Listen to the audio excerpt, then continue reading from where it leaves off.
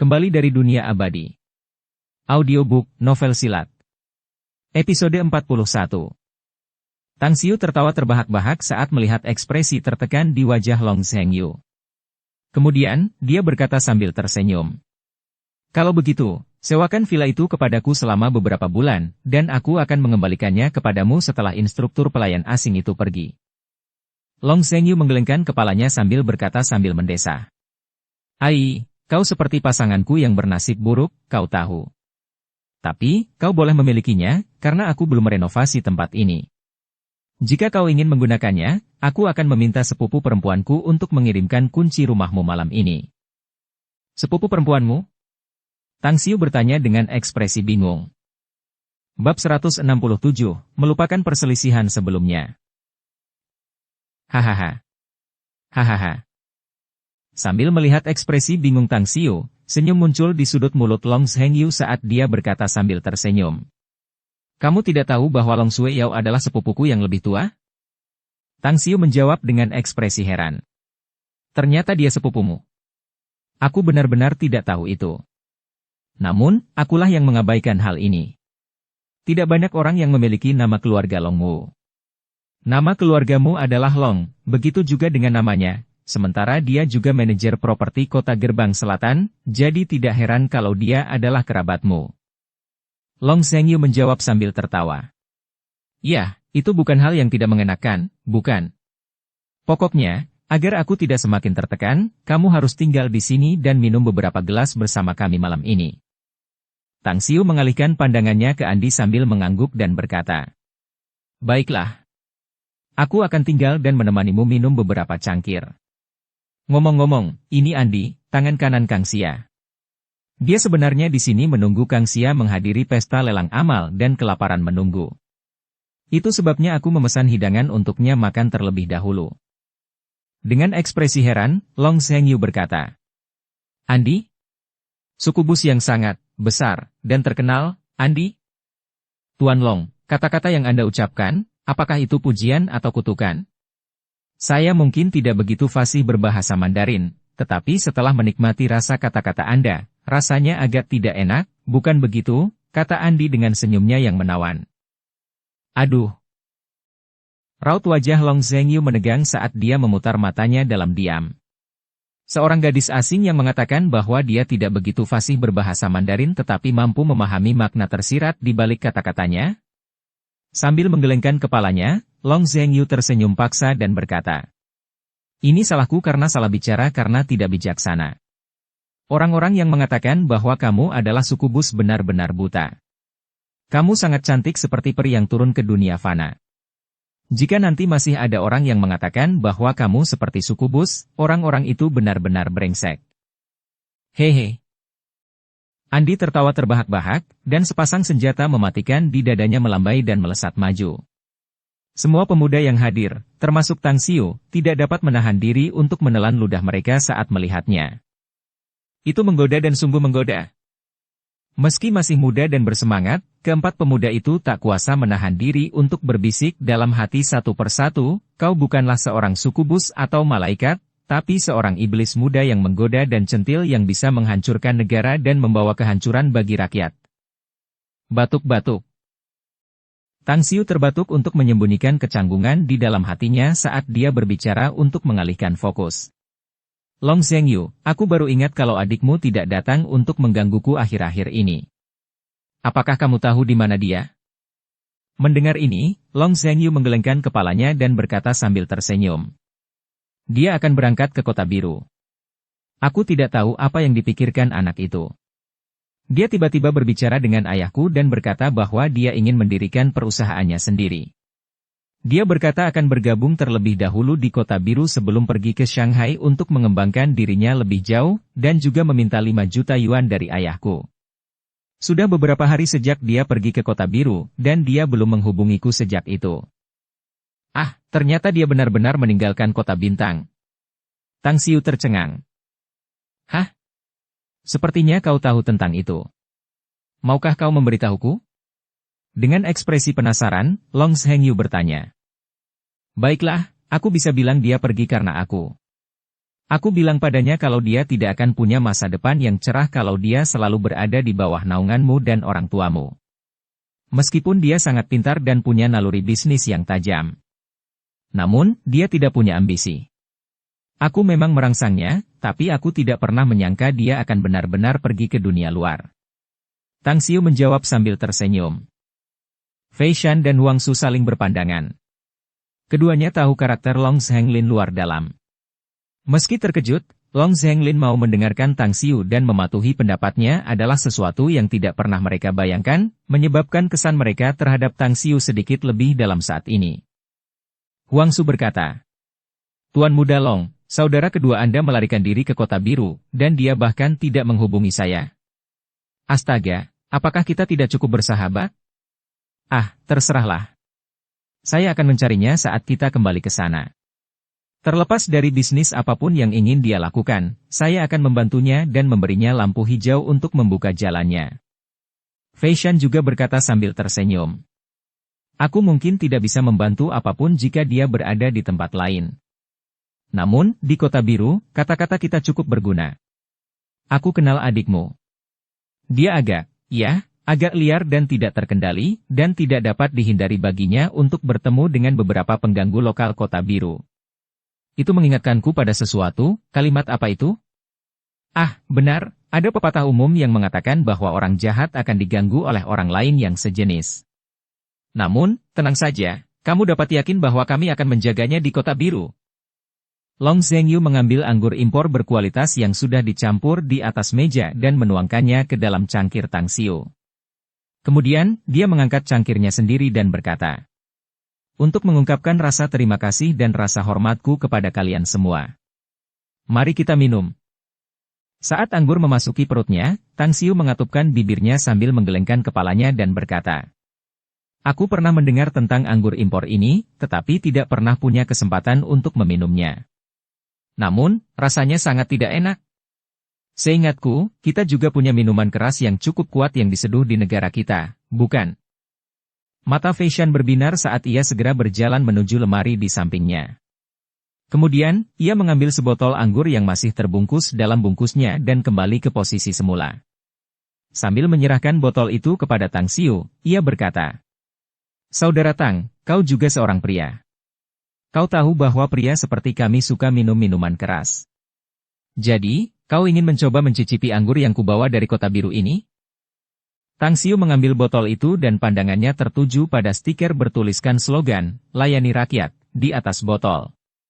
Saat dia juga melihat anggur beras ketan berwarna kuning di dalam botol, dia berkata dengan heran. Bukankah ini persediaan anggur spesial yang legendaris? Fei Shan mengacungkan jempolnya dan berseru. Anda memang memiliki penglihatan yang tajam, Saudara Tang. Ini memang persediaan anggur yang istimewa untuk distrik militer Pela. Kakak laki-laki saya adalah kepala staf di Komando Teater Utara dan dia membawa pulang anggur ini untuk diberikan kepada kakek saya, sementara saya kebetulan saja mendapatkannya secara diam-diam. Saya mendengarnya mengatakan bahwa anggur ini berusia hampir 30 tahun karena telah disimpan di gudang Komando Teater Utara dan baru saja keluar 6 bulan yang lalu. Tang Xiu tersenyum tipis. Jangankan minum anggur berkualitas yang baru berumur 3 dekade, dia bahkan sudah minum banyak anggur berkualitas yang sudah disimpan di gudang selama ribuan tahun. Namun, di bumi, anggur yang disimpan di gudang selama 30 tahun sudah dianggap anggur yang cukup bagus. Dia membuka botol dan menuangkan anggur ke dalam 4 cangkir. Saat dia menghabiskan anggur dari cangkir, dia segera merasakan aroma harum dan lembut yang kuat di lidahnya. Seolah-olah ada api yang turun melalui tenggorokannya dan akhirnya meledak di dalam dadanya, saat panas yang kuat mengalir dan dengan cepat memasuki perutnya dan menyebar ke anggota tubuhnya dan tulang-tulangnya. Ah, sungguh hebat dan nyaman. Tang Xiu tidak dapat menahan diri untuk tidak memujinya. Ia merasa bahwa anggur ini bahkan lebih baik daripada anggur yang dimiliki oleh Aula Pesta Abadi. Pada saat itu, dia memiliki dorongan yang kuat. Dia ingin membuat sendiri beberapa anggur yang enak. Lagi pula, banyak orang menyukai anggur di bumi. Dan jika dia menemukan seseorang yang benar-benar dapat menghargai rasa anggur yang enak, terlebih lagi, mencicipi anggur yang dia buat sendiri, itu pasti akan menjadi hal yang menggembirakan. Dan bukan hanya Tang Xiu sendiri yang memiliki teknik pembuatan anggur yang baik, bahkan hasil akhir anggur buatannya pun memiliki kualitas terbaik. Dan pada saat ini, mata Fei Shan tampak sangat cerah. Ia seperti bertemu belahan jiwa karena merasa sedikit lebih dekat dengan Tang Xiu ketika ia berkata sambil tersenyum. Sepertinya mencuri sebotol anggur ini sangat berharga karena aku bisa mendapatkan penghargaan dari saudara Tang. Namun, aku tidak pernah menyangka bahwa saudara Tang juga seorang pencinta anggur. Sayang sekali aku hanya punya sedikit anggur yang enak ini, kalau tidak, waktu minum kita bisa lebih menyenangkan. Tidak apa-apa. Jika kamu ingin minum anggur yang enak, tunggu saja beberapa saat. Aku akan membawakannya saat aku pergi ke universitas di Kota Biru. Aku yakin anggur yang kubawa akan membuatmu puas. Kata Tang Xiu sambil tersenyum. Karena dia sudah punya ide, maka sebaiknya dia segera mewujudkannya. Tang Xiu memutuskan untuk membuat beberapa anggur yang enak, karena menurutnya bahan untuk membuat anggur itu sangat mudah ditemukan, sementara biaya produksinya juga sangat rendah. Belum lagi dia juga akan berlibur musim panas, dan dia bisa meluangkan waktu untuk membuatnya. Bahkan jika dia tidak bisa menghabiskan semuanya, dia bisa mengirimkannya ke restoran milik ibunya. Dengan ekspresi penasaran, Fei Shan bertanya. Saudara Tang, kamu juga punya beberapa anggur yang enak. Hahaha, belum ada. Tapi aku sedang mempersiapkan untuk membuatnya, kata Tang Xiu sambil tertawa. Wah! Kamu juga tahu cara membuat anggur? Fei Shan tercengang saat menjawab. Saya pernah menyeduhnya sekali. Dan rasanya lumayan enak, kata Tang Xiu sambil tersenyum. Fei Shan bertepuk tangan dan berkata sambil tertawa. Hahaha, saudara Tang, tampaknya Anda bukan hanya seorang penggemar, tetapi Anda juga telah sampai pada titik menjadi seorang pencinta anggur. Saya sangat menantikan anggur buatan Anda. Saya akan menunggu Anda untuk pergi ke Blue City, dan mentraktir Anda dengan jamuan makan malam penyambutan di restoran terbaik di Blue City. Huang Su menepuk bahu Fei Shan sambil tersenyum dan berkata. Tidak bisa. Bagaimana mungkin giliranmu mentraktir Kakak Tang dengan jamuan makan malam penyambutan? Akulah yang salah bicara padanya, dan aku tidak bisa begitu saja pergi tanpa membersihkan kesalahanku, bukan? Kakak Tang jauh lebih dewasa dariku, dan dia tidak merendahkan dirinya untuk bersikap sepertiku. Tapi aku, Huang Su, menganggap masalah ini serius. Jadi, Kakak Tang, aku harus menjadi tuan rumahmu saat kau datang ke Kota Biru. Tentu saja, itu berarti aku juga akan mencicipi anggur buatanmu sendiri. Hahaha. Tang Xiu mengangguk sambil tersenyum. Dia mungkin tidak menyukai Huang Su. Namun, seperti kata orang, jangan pukul orang yang tersenyum padamu dan ulurkan tanganmu ke arah mereka. Jadi, karena Huang Su berulang kali menunjukkan niat baiknya kepadanya, maka penting untuk memberinya muka. Belum lagi dia juga menyadari dengan sempurna kebenaran bahwa memiliki kontak pribadi di masyarakat sama saja dengan memiliki senjata ilahi. Jika dia dapat menggunakannya dengan sempurna, itu akan sangat membantu dalam menghadapi banyak hal di masa depan. Adapun Andi, dia tidak begitu tertarik pada anggur. Namun, dia benar-benar mendengarkan percakapan itu dengan penuh semangat. Secara khusus, dia dapat melihat bagaimana Long Zhengyu dan dua orang lainnya ingin berhubungan baik dengan Tang Xiu. Hal ini membuatnya merasa senang karena dia merasa bahwa penilaiannya terhadap pria yang diincarnya benar-benar tepat. Kenyataannya, kata-kata yang dia buat kepada Tang Xiu bahwa dia ingin menjadi kekasihnya, 20% benar, sedangkan 80% sisanya hanyalah candaan. Meskipun dia bertubuh kecil, dia masih memiliki apa yang dimiliki orang normal dengan 7 lubang di kepalanya dan juga otak. Dia tahu betul tentang sifat orang. Dia adalah tipe orang yang sangat ingin membaca maksud di balik kata-kata yang diucapkan orang, serta ekspresi apakah seseorang berbohong, atau bersikap licik dan licik untuk menyembunyikan maksud sebenarnya dalam ucapan yang tidak jelas. Namun, setelah melalui berbagai hal malam ini dan cukup sering berhubungan lebih dekat dengan Tang Xiu, Andi dapat memahami dan menyadari bahwa Tang Xiu bukan hanya pria sejati, ia juga bukan tipe orang yang pelin-pelan dalam hal cinta. Dia baru berusia 8 tahun ketika orang tuanya membawanya ke Cina. Setelah tinggal di sana selama 6 tahun, barulah mereka kembali ke Amerika Serikat. Khususnya, setelah dia kembali ke Amerika Serikat, dia berteman dengan banyak orang keturunan Cina di sana, jadi dia memiliki pengetahuan yang sangat mendalam tentang adat istiadat setempat. Jika bukan karena penampilannya yang seperti orang barat, mungkin tidak ada yang akan percaya bahwa dia adalah gadis asing. Tuan-tuan, para hadirin sekalian, hidangannya sudah disajikan. Seorang manajer setengah baya memasuki kotak itu bersama puluhan pelayan yang membawa troli berisi piring. Meskipun semua orang tidak dapat melihat piring-piring itu, karena masih tertutup, semua orang masih dapat mencium aroma harum yang tercium di hidung mereka. Long Zhengyu menatap Tang Xiu dan berkata, "Jadi, bagaimana kalau kita makan sekarang?" Tang Xiu berkata sambil tersenyum. Anggur yang baik selalu disertai dengan makanan lezat. Jadi, mari kita makan sekarang. Seketika, semua orang menuju ruang makan. Saat mereka melihat deretan hidangan yang berjejer di atas meja, selera makan mereka pun tergugah. Dan tepat saat beberapa dari mereka siap menyantap hidangan, ponsel Andi berdering. "Itu telepon dari kepala Kang." Andi mengeluarkan ponselnya sambil melihat nomor call ID di layar. Tang Xiu bertanya, "Jam berapa lelang amal dimulai?" "Pukul 8.30 malam, 20 menit dari sekarang," jawab Andi. "Kalau begitu, ajaklah dia ke sini untuk makan dulu. Katakan padanya nanti bahwa setelah seharian sibuk bekerja, gunakan sisa waktu untuk bersantai dan beristirahat. Ciptakan keseimbangan antara bekerja dan bersantai, dan Anda akan dapat mendatangkan lebih banyak kekayaan." Andi tersenyum manis dan cerah saat dia menjawab, "Memiliki bos yang baik seperti Anda, benar-benar merupakan berkah bagi kami." Bab 168, Seekor Lalat.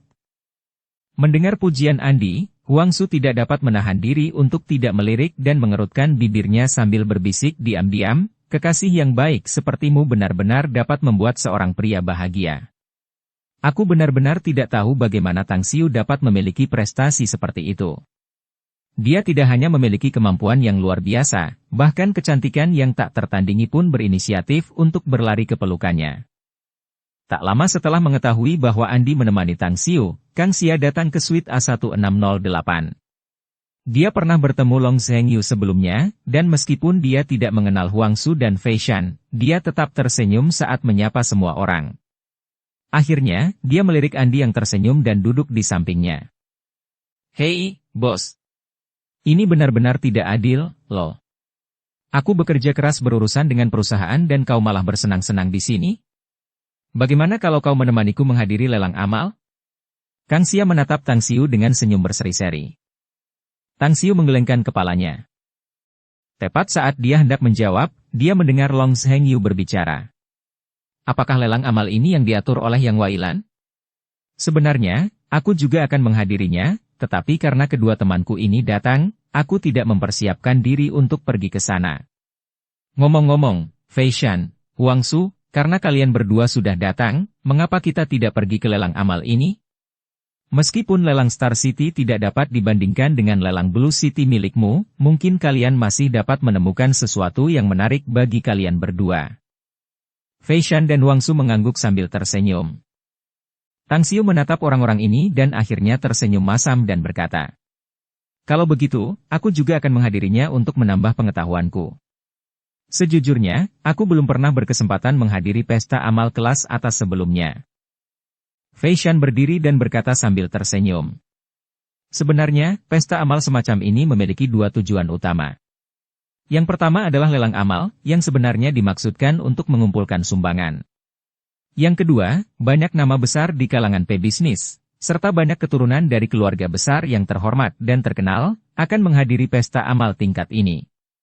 Acara ini sendiri juga digunakan oleh para tuan dan nona muda untuk saling mengenal dan bertukar pikiran lebih dekat, karena lebih baik bertemu langsung dengan orang-orang yang mereka minati untuk dinikahi." Tang Xiu tiba-tiba kehilangan minatnya setelah mendengar ini. Namun, karena dia sudah berjanji, akan sulit untuk menarik kembali kata-katanya. "Ngomong-ngomong, kalian semua makan dulu karena aku harus ganti baju. Kalau tidak, orang-orang akan mengusirku dari pesta jika mereka melihatku berpakaian seperti ini." Fei Shan berkata sambil tertawa. 10 menit kemudian. Setelah semua orang selesai makan, mereka menunggu sampai Fei Shan kembali dan kemudian bersama-sama menuju aula di lantai 18, tempat pesta amal diadakan. Karena Kang Xia mendapat undangan, sementara banyak orang juga tahu status Long Zhengyu sebagai tuan muda keluarga Long, tidak ada yang menghentikan kelompok mereka saat mereka memasuki aula pesta yang luas dan terang. Lampu-lampu kristal yang menyala menerangi semua orang dengan cahayanya yang lembut karena aula pesta sudah penuh sesak dengan orang-orang. Setidaknya ada hampir 100 orang yang sudah tiba di dalam. Setiap tamu berpakaian rapi dan berpenampilan elegan. Bahkan jika orang biasa ingin meniru keanggunan seperti itu, mereka akan merasa sangat sulit melakukannya dengan penampilan yang alami. Saat rombongan mereka tiba, mereka menarik perhatian banyak orang, karena mereka juga didekati oleh banyak orang dengan senyum berseri-seri sambil membawa secangkir anggur merah. Meskipun Long Zhengyu adalah penerus keluarga Long Kota Bintang dan juga memiliki reputasi yang cukup baik di kalangan pebisnis, ketenaran Kang Xia jauh di atasnya. Namun, Kang Xiu telah memberitahu Kang Xia dan yang lainnya untuk merahasiakan identitasnya sebelum mereka masuk, jadi meskipun Kang Xia menyapa semua orang dengan sopan, dia tidak mengungkapkan identitas Kang Xiu. Memanfaatkan kesempatan ini, Kang Xiu, Fei Shan dan Huang Su berjalan menuju sofa di samping dan mereka bertiga pun duduk. Ini hampir tidak ada bedanya dengan serial sinetron di TV. Kang Xiu berkomentar sambil duduk. Fei Shan dan Huang Su saling berpandangan dengan ekspresi bingung antara menangis atau tertawa di wajah mereka.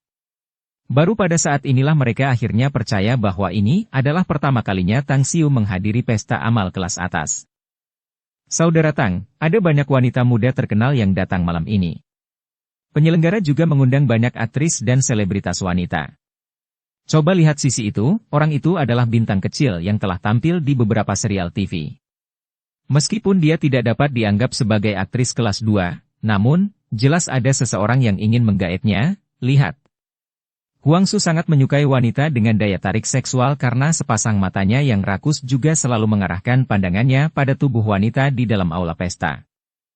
Kang Xiu mengikuti arah yang ditunjuk jarinya, tetapi dia tidak mengenali bintang muda yang katanya pernah tampil di beberapa serial TV. Dia menggelengkan kepalanya dan berkata sambil tersenyum. Aku masih sekolah dan kurang tertarik dengan pesona wanita. Jika kamu menyukai mereka, mengapa kamu tidak menggaet beberapa dari mereka? Namun, aku dengan sopan menyarankanmu, jangan pernah mencari orang yang punya teman pria, kalau tidak kamu akan memancing amarah mereka. Kakak Tang, aku memang suka wanita cantik, tapi bukan berarti aku selalu langsung naksir wanita begitu melihatnya, loh. Masalahnya, saat kita baru bertemu malam ini, itu karena pacarmu terlalu cantik. Aku sudah melihat banyak wanita cantik yang menggoda, tapi harus kuakui tidak ada satupun dari mereka yang selevel. Dengan ekspresi agak malu, Huang Su menjelaskan sambil tersenyum masam. Kang Xiu hanya tersenyum dan menggelengkan kepalanya. Dia telah melihat banyak wanita penggoda sebelumnya. Bahkan para pelayan peri yang dia miliki di Istana Abadi memiliki penampilan yang setara, atau bahkan lebih cantik dari Andi. Orang yang dia pilih sebagai pasangan terutama karena dia melihat tingkat kultivasi orang tersebut serta karakternya. Sayangnya, penilaiannya ternyata sangat keliru karena dia tidak pernah menyangka bahwa wanita pilihannya mengkhianatinya pada akhirnya. Inilah alasan mengapa Kang Xiu tidak ingin melibatkan dirinya dengan terlalu banyak wanita. Jika dia pernah memiliki dorongan seksual seperti itu, dia akan memilih untuk berhubungan seks dengan wanita hanya dengan persetujuan bersama antara dia dan wanita tersebut, meskipun dia tidak ingin terikat pada perasaan emosional dan sentimental di antara mereka. Mungkin dia akan menemukan wanita yang cukup enak dipandang untuk dinikahinya di masa depan. Tetapi itu untuk memenuhi keinginan ibunya untuk menjadi seorang nenek saja. 10 menit kemudian. Ketika Kang Xiu merasa bosan dan ingin pulang lebih awal, Andi datang sambil membawa makanan penutup dan duduk di sebelahnya. Sepasang mata cerah dan cerdasnya menatapnya sambil berkata dengan penuh kasih sayang. Bos, ambillah makanan penutup ini yang terbaik yang kupilihkan untukmu. Mengangguk, Kang Xiu mengambilnya dan memakannya. Kemudian, dia berkata, kenapa kamu tidak menemani Kang Xia, dan malah berlari ke sini? Yah. Aku sering menghadiri pesta seperti ini, dan itu membuatku agak bosan. Pria-pria itu terlalu tamak. Mereka selalu menatapku dengan mata tamak mereka. Jujur saja, itu benar-benar menyebalkan. Lagi pula, aku kekasihmu, bos. Apapun yang terjadi, aku tidak akan membiarkan mereka menatapku seperti itu. Jawab Andi. Batuk, batuk. Fei Shan, yang baru saja menghabiskan gelas anggur merahnya yang kedua, tersedak setelah mendengar ini. Wajahnya memerah saat dia menatap Tang Xiu dan Andi dengan ekspresi yang tidak dapat dibayangkan. Adapun Huang Su, dia diam-diam memutar matanya. Itu mengingatkannya pada hal-hal yang telah terjadi antara dirinya, Andi, dan Tang Xiu sebelumnya. Dengan sedikit ekspresi memuja yang tercermin di matanya, dia berkata, "Saudara Tang, kamu hanyalah reinkarnasi dari Dewa Cinta. Jika wanita Jalang Lolita ini bersedia untuk memelukku, aku bahkan tidak keberatan jika umurku dipersingkat selama 3 tahun, sungguh." Hahaha, tidak, Andi hanya bercanda. Kamu tidak perlu menganggapnya serius, kata Tang Xiu sambil tertawa. Kakak Tang, kamu benar-benar tidak tahu bahwa kamu diberkati dan sangat beruntung, kan? Pergilah dan bawa dia ke tempat tidur, ya? Jangan membuatku terangsang dan terangsang di sini. Huang Su menjawab dengan ekspresi tertekan. Tang Xiu tidak menjawab dan melihat ke tempat lain. Dengan ekspresi bingung, Fei Shan menatap Tang Xiu dan Andi, lalu pandangannya beralih ke Huang Su dan bertanya dengan ekspresi bingung.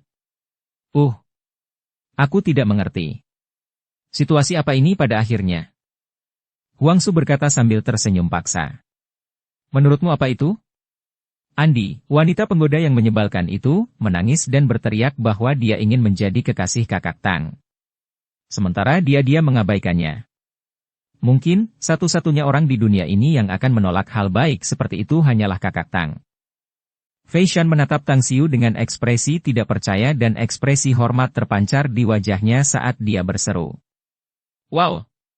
Saudara Tang, kamu masih bisa tetap tenang bahkan dengan godaan ini? Kamu benar-benar pria yang jujur. Aku mungkin tidak setingkat denganmu, tetapi aku benar-benar memujamu. Ya Dewa, terimalah pengetahuanku. Tang Xiu tertawa terbahak-bahak. Tiba-tiba dia menyadari bahwa bersama Huang Su dan Fei Shan ternyata cukup menyegarkan. Semakin akrab dia dengan mereka, semakin dia bisa menikmati perasaan santai dan menyenangkan seperti ini.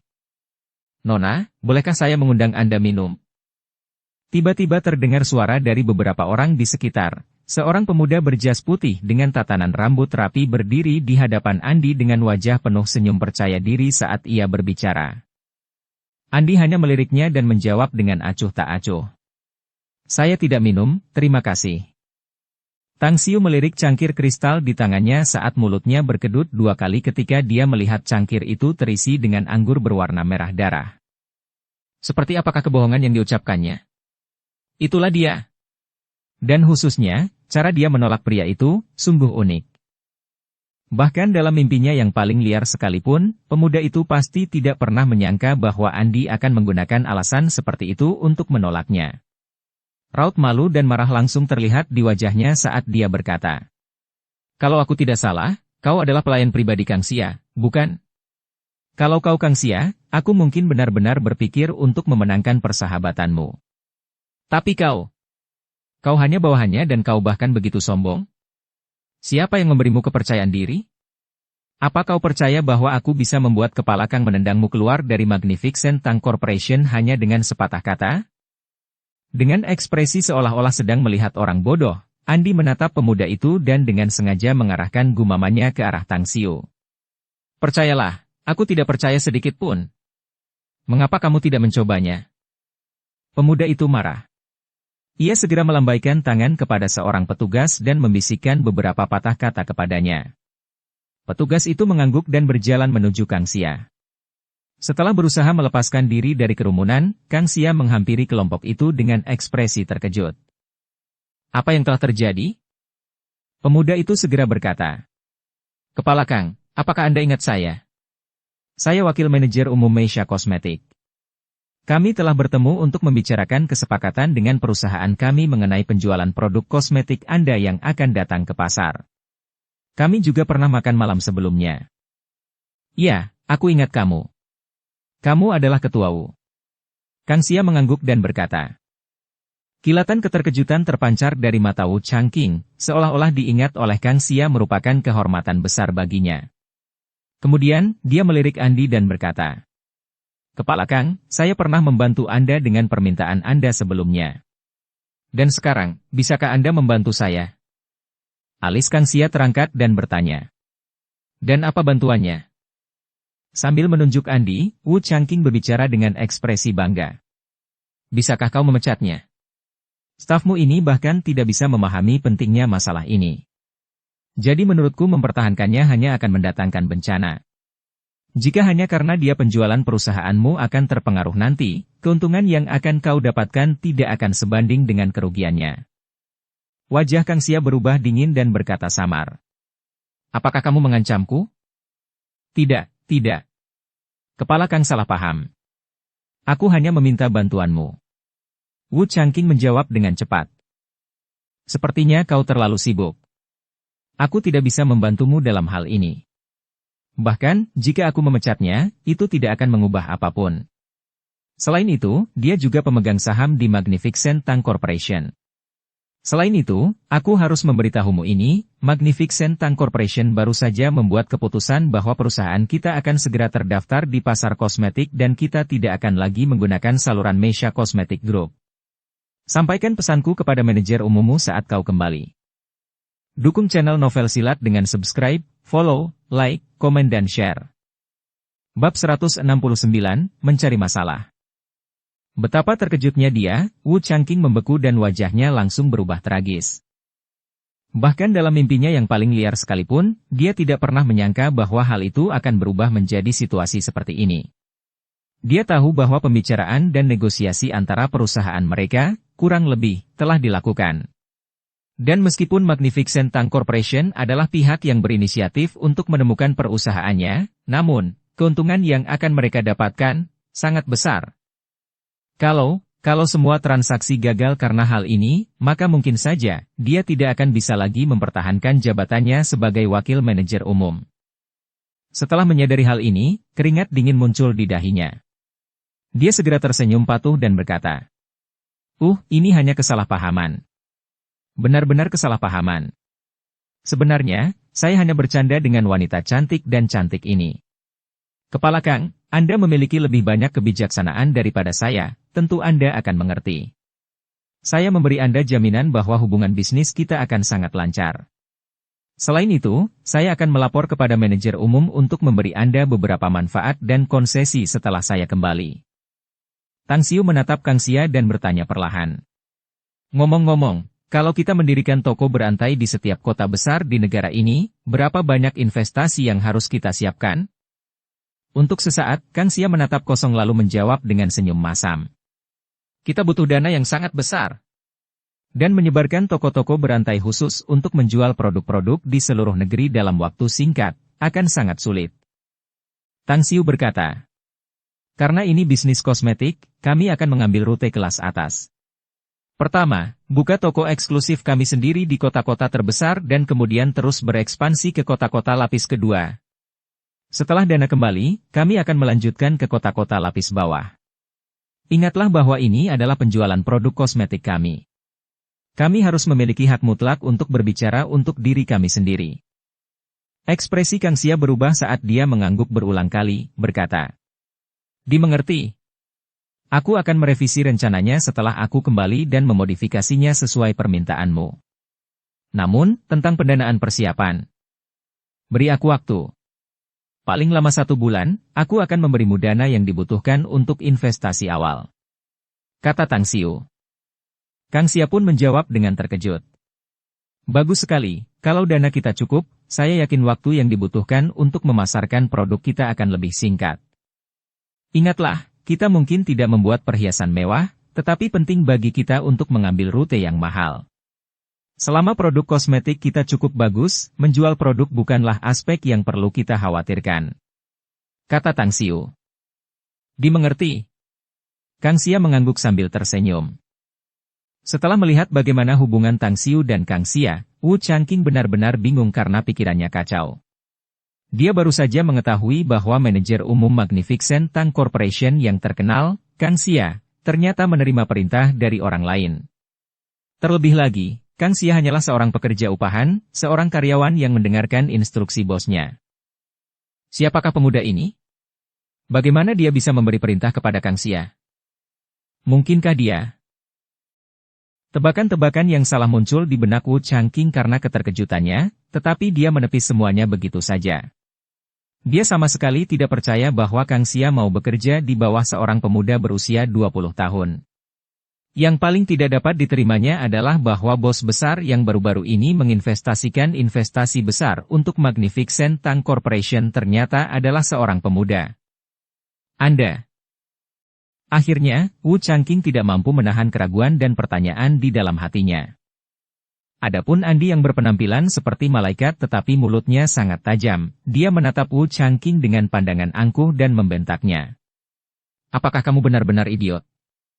Untungnya, Magnificent Tang Corporation kami belum melakukan kerja sama bisnis dengan perusahaanmu. Kalau tidak, kami pasti akan terlibat dengan orang idiot yang tidak punya otak sepertimu. Kupikir kepala Kang jelas-jelas telah menunjukkan pendiriannya, tetapi kamu begitu bodoh sehingga masih bertanya? Jika aku jadi kamu, aku akan pergi begitu saja untuk mencari sebongkah tahu dan memukul diriku sendiri sampai mati dan selesai. Lebih baik daripada menyembunyikan diriku dari dunia karena aku telah mempermalukan diriku sendiri. Wow, itu luar biasa banget. Huang Su diam-diam mengangkat ibu jarinya dengan wajah penuh tawa sinis. Hatinya bisa digambarkan hancur berkeping-keping saat Andi mempermalukannya. Kemarahan itu bahkan hampir membuatnya gila. Dan sekarang, setelah mendengar bagaimana Andi mempermalukan orang lain, dia merasa agak nyaman. Bahkan rasa malu yang dia dapatkan darinya sebelumnya pun hilang. Seperti kata pepatah, Huang Xiu mungkin orang yang penuh nafsu dan cabul, tapi sifatnya agak tidak berakal. Dengan wajah seputih kertas lilin, Wu Changqing menatap Tang Xiu dengan tak percaya. Ia kemudian mengalihkan pandangannya ke arah Kang Xia. Masih berusaha untuk berdamai dan menebus situasi, ia memaksakan ekspresi tersenyum yang bahkan lebih buruk daripada menangis, berkata, "Kepala Kang, ini. Saudaraku, saya dengan rendah hati mengakui bahwa saya bersalah di sini. Tolong jangan merendahkan diri kalian ke level saya, dan saya bersumpah bahwa tidak akan ada waktu berikutnya untuk apa yang telah saya lakukan. Perusahaan kami membutuhkan kesepakatan ini. Jika ada, kita dapat menyelesaikan masalah apapun melalui diskusi." Nyah. Tang Xiu tidak menginginkan penjelasan lebih lanjut darinya saat ini, karena dia membenci sikap Wu Changqing yang arogan dan mendominasi sebelumnya. "Wakil Kepala Wu, aku sudah jelas-jelas memberitahumu tentang bagaimana aku melihat masalah ini. Tidak peduli seberapa keras kau mencoba menebus kesalahanmu, ini tidak akan memengaruhi apapun. Silakan pergi sekarang. Jangan membuat perusahaanmu kehilangan muka di sini," kata Kang Xia. Bibir Wu Changqing berkedut beberapa kali. Setelah tahu bahwa ia benar-benar tidak bisa menyelamatkan hari, ia langsung bersikap bermusuhan sambil melotot marah ke arah Kang Xia dan Tang Xiu, berkata, "Kalian semua orang baik. Kalian punya nyali dan keberaniannya. Tunggu saja nanti, kuharap kalian tidak akan menyesali ini saat waktunya tiba." Huang Su mengangkat kakinya dan menekuknya di atas kaki yang lain sambil mengangkat telapak tangannya dan berteriak. "Hei, dasar tolol! Kamu terlalu banyak bicara. Apa kamu percaya bahwa aku, ayah besarmu, tidak akan bisa menyeretmu keluar? Kakak Tang sudah menyuruhmu untuk pergi. Simpan kicauanmu di tempat lain." Leher Wu Changqing menciut saat dia pergi dengan ekspresi putus asa. Sambil perlahan berdiri, Tang Xiu kemudian berkata, "Kang Xia, aku akan menyerahkan semuanya padamu. Aku tidak terbiasa dengan suasana seperti ini, jadi aku akan pulang dulu.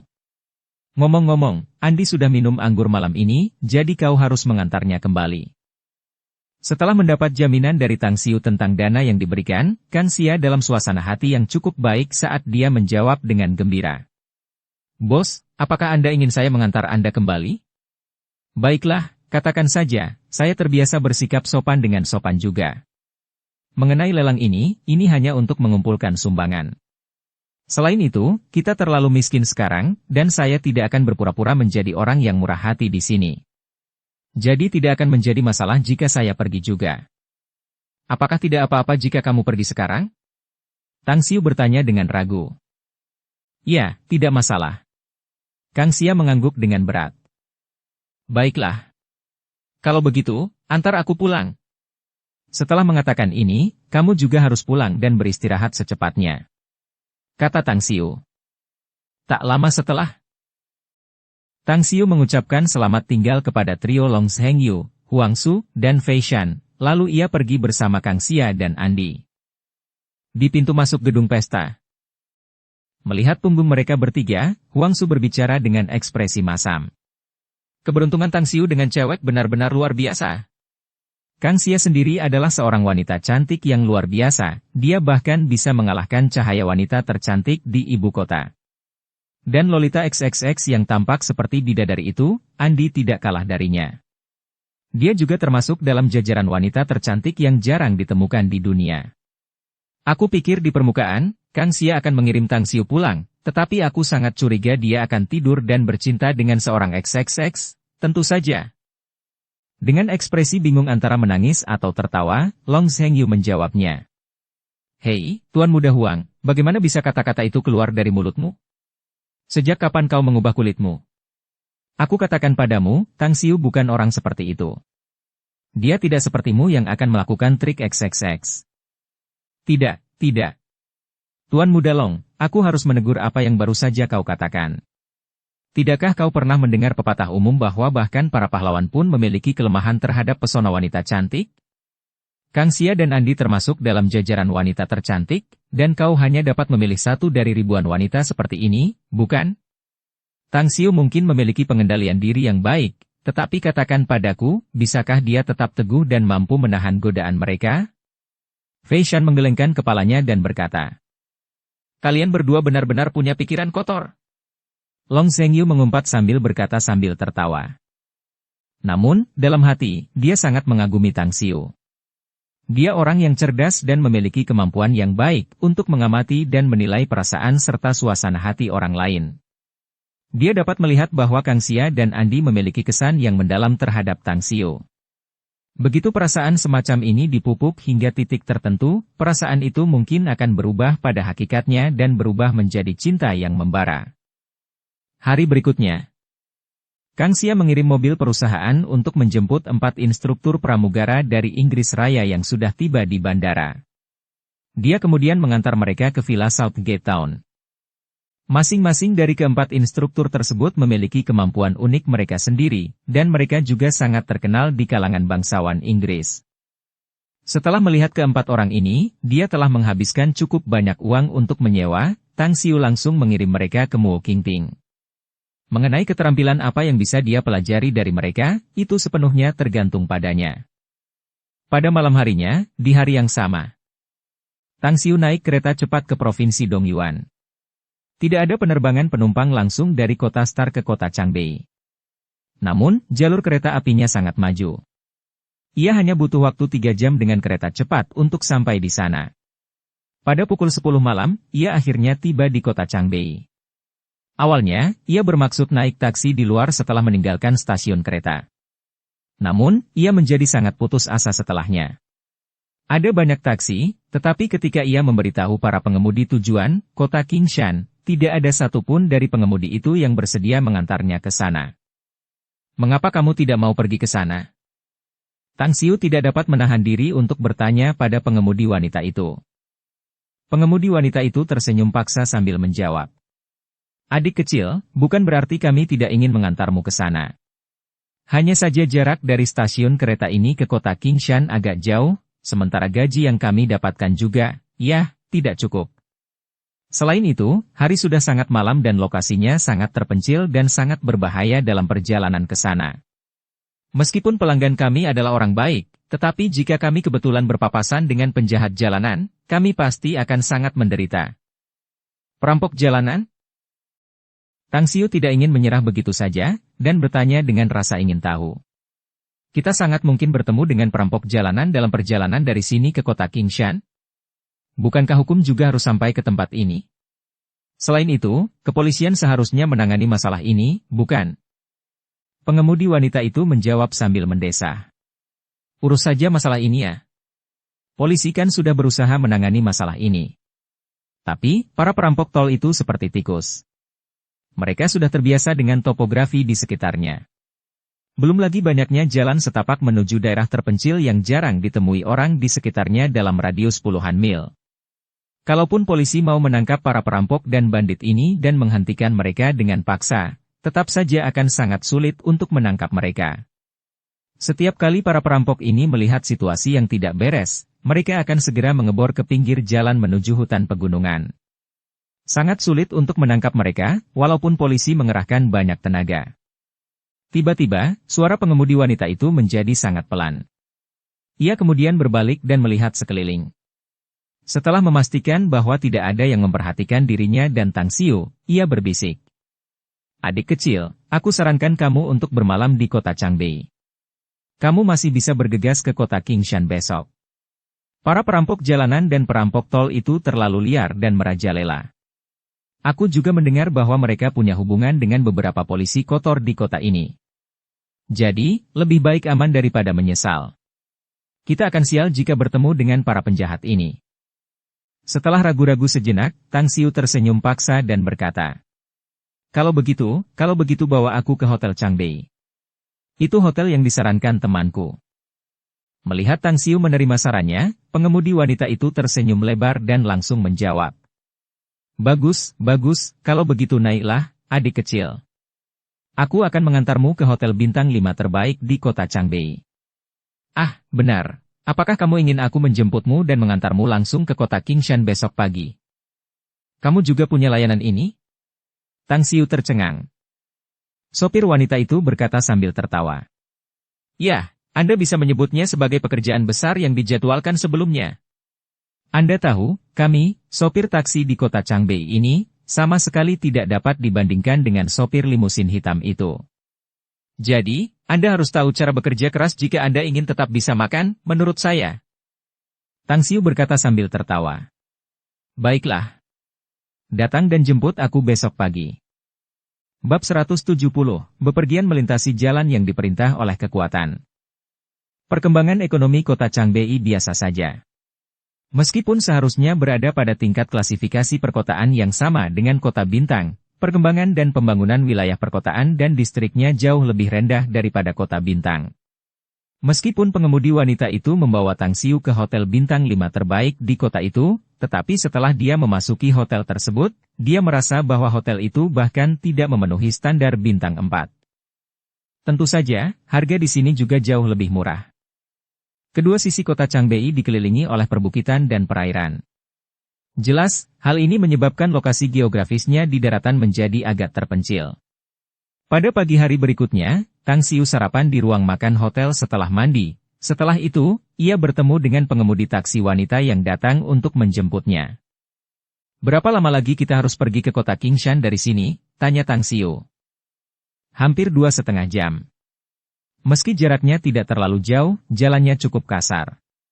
Pemerintah sudah berteriak sepanjang hari, mengatakan bahwa jalan dari sini ke sana akan dibangun. Saya rasa sudah beberapa tahun berlalu. Namun, mereka belum melakukan apapun. Jika jalannya mulus, jarak 100 hingga 200 km seperti itu seharusnya mudah dicapai dalam waktu 1 jam lebih sedikit. Kata pengemudi wanita itu sambil tersenyum. Tang Xiu mengangguk pelan. Setelah berpikir sejenak, dia tiba-tiba bertanya. Kudengar ada gua langit di sana, apakah itu nyata? Untuk sesaat, pengemudi wanita itu terkejut. Kemudian, dia tampak segera terbangun saat dia mengamati mata Tang Xiu sesudahnya. Dengan senyum berseri-seri, dia kemudian berkata sambil tersenyum. Adik kecil, saya kira kamu akan pergi ke kota Qingshan untuk mengunjungi gua langit, bukan? Kamu harus mendengarkan kakak, jangan membahayakan dirimu sendiri di sana. Gua langit ini terletak di daerah terpencil pegunungan dan hutan kuno. Jalan setapak pegunungan sangat curam, dengan ular berbisa dan binatang buas memangsa di sekitarnya serta dipenuhi dengan racun dan rawa-rawa. Banyak orang telah menjelajah ke pegunungan, dan mereka tidak pernah keluar. Dan setiap tahun, pengunjung berikutnya menemukan tulang-tulang orang mati, banyak sekali. Tang Xiu bertanya dengan rasa ingin tahu.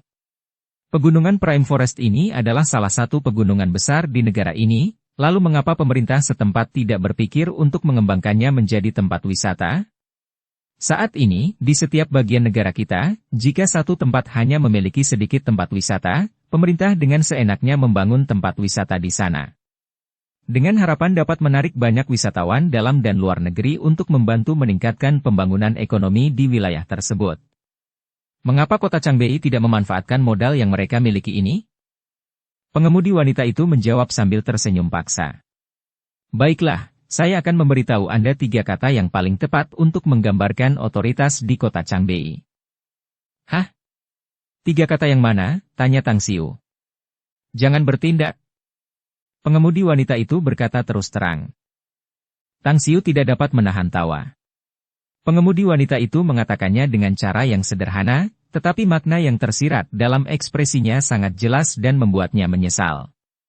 Mengenai hal ini, dia teringat ucapan Yuan Chuling yang pernah dia dengar, yang masih dapat dia ingat dengan jelas sampai sekarang.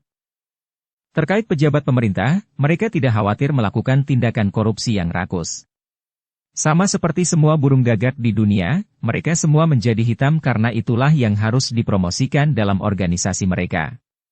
Jika seseorang ingin tetap bersih dan tidak menjadi korup, siapapun mereka akan menemukan diri mereka dalam kesulitan. Beberapa pejabat korup ini hanya menjalankan perintah atasan mereka, sementara yang lain melakukannya demi kepentingan mereka sendiri. Dari kedua jenis birokrat ini, yang terakhir adalah yang paling menjijikkan. Tang Xiu tidak ingin melanjutkan obrolan tentang masalah dengan pemerintah setempat, jadi dia tersenyum dan menggelengkan kepalanya sambil mengalihkan pandangannya keluar jendela. Taksi melaju sangat cepat, dan hanya butuh waktu setengah jam untuk meninggalkan pusat kota Changbei menuju jalan pedesaan. Tanpa menghabiskan banyak tenaga, mereka sudah tiba di ujung jalan yang cukup lebar, karena jalan berkerikil kasar terlihat di depan. Tiap kali aku lewat jalan ini, kepalaku selalu pusing. Pengemudi wanita itu jelas bukan tipe yang suka menyendiri. Tak lama setelah percakapan mereka berakhir, dia mulai berbicara lagi. Di sisi lain, Tang Xiu tidak ingin mengobrol lagi. Saat dia duduk di barisan belakang dan melihat pengemudi wanita yang mengemudi, dia berkata, "Saya ingin beristirahat sebentar. Bangunkan saya saat kita sudah sampai di kota Qingshan." Kamu mau tidur? Kamu tidak cukup istirahat tadi malam? Sopir wanita itu terkejut dan bertanya. Tang Xiu bergumam, mengonfirmasinya. Pengemudi wanita itu berkata sambil tertawa. Benar juga. Waktu sudah lewat pukul 10 malam ketika kamu tiba di kota Changbei tadi malam. Setelah check-in ke hotel, mandi, dan kemudian tidur, kamu hanya bisa tidur sampai pukul 12 malam. Dan kamu juga harus bangun pagi-pagi sekali, jadi aneh kalau kamu tidak merasa mengantuk. Pokoknya, istirahatlah sampai kakak ini berteriak untuk membangunkanmu, adik kecil. Terima kasih banyak. Tang Xiu menjawab dan kemudian perlahan menutup matanya. Dia tidur sangat larut tadi malam. Bukan jam 12 malam, tetapi sekitar jam 2 atau 3 pagi. Bagaimanapun, sesibuk apapun dia setiap hari, dia bertekad untuk meluangkan waktu untuk berkultivasi. Meskipun peningkatan Star Force di dalam tubuhnya tidak terlalu banyak, dia masih bisa mengumpulkannya, meskipun cukup lambat. Suatu hari, saat kondisinya matang, dia secara alami akan berhasil dan menembus tahap akhir penguatan kulit. Waktu berlalu. Suara rem yang tiba-tiba membuat Tang Xiu tiba-tiba terbangun dari tidur lelapnya. Apa yang terjadi? Tubuh Tang Xiu terlempar ke depan. Jika bukan karena reaksinya yang cepat, kepalanya pasti terbentur bagian belakang kursi depan. Setelah membuka matanya, dia mengerutkan kening dan langsung bertanya. Wajah pengemudi wanita itu memucat karena ekspresi gelisah terlihat dari matanya. Dengan ekspresi tegang, dia menoleh dan menjawab. Kita sedang sial. Aku tidak menyangka kita akan bertemu dengan perampok jalanan di siang bolong ini. Tang Xiu melihat keluar melalui jendela. Dia segera melihat 3 mobil van mengelilingi taksi itu setelah berhenti. Ada juga 4 atau 5 batu besar yang menghalangi jalan sekitar 7 atau 8 meter di depan taksi itu. Melihat lingkungan sekitar, Tang Xiu segera mengetahuinya. Jalan itu memiliki persimpangan 3 cabang di depan dan 3 van itu seharusnya sudah lama diparkir di kedua sisi persimpangan, menunggu mobil yang lewat. Begitu mobil itu lewat, mereka akan segera masuk dan mengepung mobil itu untuk menghentikannya. Dan 4 atau 5 batu itu mungkin dilemparkan ke jalan untuk penggunaan sementara ini. Hanya saja ia tidak menyangka orang-orang itu akan bertindak nekat seperti itu, bahkan sampai mengadang di jalan, merampok di siang bolong, padahal langit dan bumi sedang cerah. Dari sini saja sudah terlihat betapa biadabnya orang-orang itu. Pemerintah setempat benar-benar tidak bertindak. Sambil mendesah dalam hati, Tang Xiu sebenarnya tidak merasa cemas. Sambil melihat pria-pria kekar bergegas keluar dari 3 mobil van sambil membawa pisau di tangan mereka, dia berkata dengan tenang. Kamu tunggu di mobil, aku akan keluar dan menemui mereka. Pengemudi wanita itu buru-buru berkata. Adik kecil, jangan terburu-buru. Orang-orang ini biasanya hanya menginginkan uang. Selama kamu memberi mereka uang, keselamatanmu akan terjamin. Namun, jika kamu melawan mereka, mereka tidak akan ragu untuk memukulmu dengan kejam. Tang Xiu tidak menjawab. Dia membuka pintu dan keluar.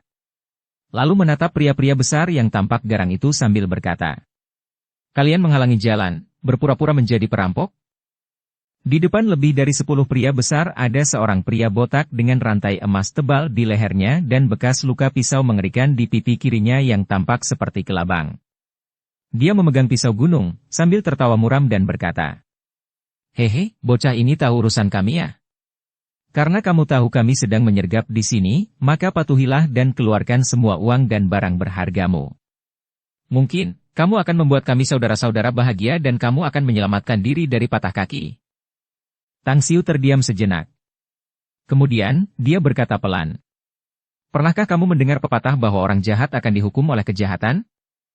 Pria botak besar itu menatap kosong sejenak, lalu tertawa terbahak-bahak sebelum menjawab. Maksudmu, kau juga si jahat? Dan kau harus memberi kami pelajaran atau semacamnya? Tang Xiu mengacungkan jempolnya dan memuji sambil mendesah. Ah, karena kamu bisa memahaminya dengan baik, jadi kukira kamu pintar. Tapi sayang sekali. Jalan yang kamu tempuh tidak baik, dan otakmu dipenuhi dengan ide-ide yang bengkok. Hari ini, atas nama orang tuamu, aku akan membantu mereka mendidikmu dengan baik. Agar kamu benar-benar menebus kesalahanmu dan membantu anak-anak mereka yang hilang untuk membuka lembaran baru dalam hidup. Pef. Hahaha. Puluhan pria besar dan pria botak itu tertawa terbahak-bahak. Bahkan beberapa pria besar di sekitar juga tersenyum di tengah tawa mereka, menatap Tang Xiu seolah-olah mereka sedang melihat orang bodoh. Setelah beberapa lama, si botak besar itu berhenti tertawa. Dia memperhatikan Tang Xiu sambil mengaitkan jari-jarinya dan berkata sambil tersenyum. Nah, tahukah kau apa yang orang-orang panggil aku? Si pedang bekas luka Kiang. Bahkan orang-orang di jalan memanggilku kakak Kiang. Bagaimana? Pernahkah kau mendengar nama kakak ini? Sambil menggelengkan kepalanya, Tang Xiu menjawab. Aku hanya orang desa dan tidak punya banyak pengalaman. Nama itu tidak begitu familiar, sungguh. Apakah kamu setenar itu? Salah satu orang besar itu menyeringai dan berkata sambil tersenyum. Terkenal? Jauh lebih dari sekadar terkenal. Kakak yang benar-benar punya reputasi di luar sana. Kau anak yang sangat bijaksana. Kau tahu dirimu sebagai orang desa jadi wajar saja jika kau tidak tahu. Tidak, aku harus membantah kata-katamu. Kurasa dia tidak begitu terkenal. Kau ingin tahu kenapa? Kata Tang Xiu sambil menggelengkan kepalanya. Hah? Kenapa? Jawab si pria besar dengan ekspresi bingung. Jadi, tembakannya akan mengenai burung yang menjulurkan kepalanya. Jadi, jika dia benar-benar setenar itu, polisi mungkin sudah menangkapnya. Keamanan publik di sini mungkin buruk, tetapi saya rasa polisi tidak akan menoleransi orang-orang terkenal yang bertindak terlalu liar, bukan begitu? Tang Xiu menjawab dengan tanggapan yang tidak antusias. Dasar bajingan. Kau sengaja mencari kematianmu sendiri. Pria besar itu menjadi marah dan mengarahkan pisaunya ke arah Tang Xiu. Scarblade Qiang melambaikan tangannya untuk menghentikan pria besar itu. Sambil menyipitkan matanya untuk mengamati Tang Xiu, dia berkata dengan ringan. Nak, aku benar-benar mengagumi bolamu. Menghadapi dan berbicara terus terang dengan kami dengan penuh percaya diri, itu berarti kau bukan orang biasa. Apakah kau juga salah satu dari kami? Beritahukan namamu kepada saudara-saudara ini. Sudah kubilang aku berasal dari pedesaan, bukan, kata Tang Xiu. Qiang Scarblade menatap tajam ke mata Tang Xiu.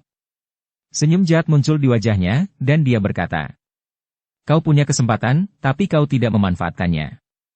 Kalau begitu, kami saudara tidak akan sopan lagi. Keluarkan semua barang bawaanmu, dan seret juga sopir taksi itu. Kalian semua harus mengeluarkan semua uang untuk membayar. Kalau tidak, kalian akan tenggelam dalam bencana berdarah hari ini. Dengan ekspresi dingin dan acuh tak acuh, Tang Xiu menjawab. Aku kembalikan kata-kata ini padamu. Berikan semua kekayaanmu padaku, kalau tidak jangan salahkan aku jika aku mengacaukanmu. Juga, lepaskan kalung anjing di lehermu, jam tanganmu, dan berikan semua uang dan barang berhargamu kepadaku. Scar Blade Qiang menatap kosong sejenak, dan bahkan 10 pria besar di sekitarnya juga tercengang. Namun, hanya dalam beberapa detik kemudian, mereka bereaksi. Dengan kemarahan yang terpancar di wajah masing-masing dari mereka, mereka menyerbu dengan agresif ke arah Tang Xiu. Ekspresi dingin dan muram muncul di wajah Tang Xiu. Melihat pisau tajam yang datang ke wajahnya, kakinya melesat dan langsung menghindarinya dengan sehelai rambut. Tinjunya pada saat yang sama mengenai pangkal hidung pria itu. Meskipun dia tidak menggunakan banyak kekuatan, tetapi pukulan itu cukup untuk menghancurkan hidung pria itu. Peng, peng. Bersambung ke episode 42. Dukung kami dengan subscribe, follow, like, komen dan share. Terima kasih.